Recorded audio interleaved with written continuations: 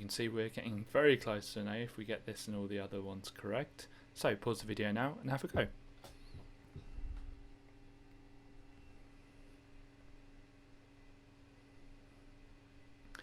Okay, this is just rules of indices, this first part of the question here. So let's have a look.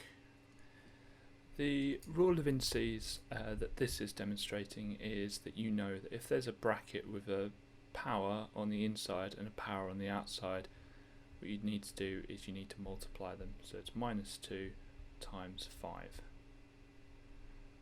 which equals m to the power of, well, -2 times 5, negative times a positive is a negative, and 2 times 5 is 10. And you don't need to do anything more than that, so the answer is just m to the power of -10. Now with this next one, it says factorise, and what you should be able to do if you're a B or A grade student or A star grade student is recognise this as a quadratic. When you have an x squared term, an x term and a number term, it will be a quadratic. So first thing you need to do is draw two sets of brackets, and these are really dodgy brackets, but we'll cope. And firstly, notice the coefficient, which is the number before the letter. Coefficient of the x squared is 1. When the coefficient of x squared is 1, there's only one thing that this can be here. This has to be x, and this has to be x. So that sorts that out. If there's a coefficient there of a number that's not 1, it becomes a much harder question to do, and actually the technique I do is different for that.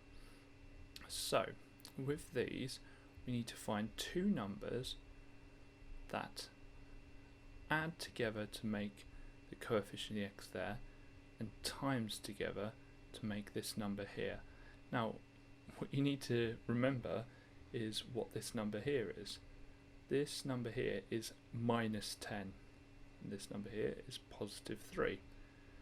So thinking about it, to get a negative by timesing two numbers together, I need one of them to be negative. So I could put a plus there and a minus there, because I know one of them will have to be negative.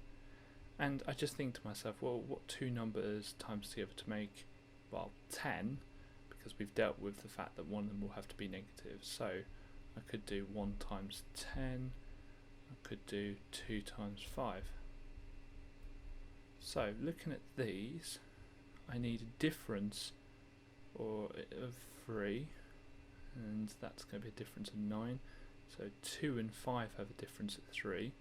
But how am I going to get a +3 by adding two of these together? Where's the negative going to go?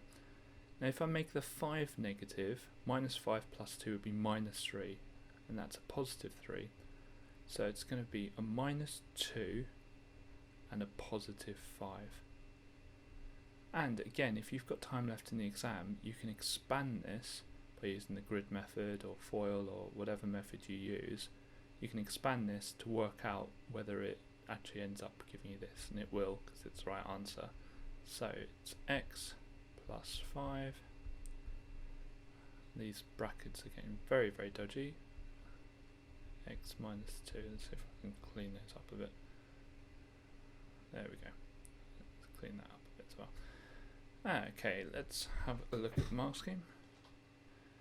So you can see here it's m to the power of -10, and this is x plus 5 and x minus 2. The answers to those. If you got the minus the wrong way around, you got a mark. If you split them up, and this is the method I use for when there's a coefficient, if you were successful in splitting them up first, then you get a mark. That method, as I said, is a very good method to use if you use that method.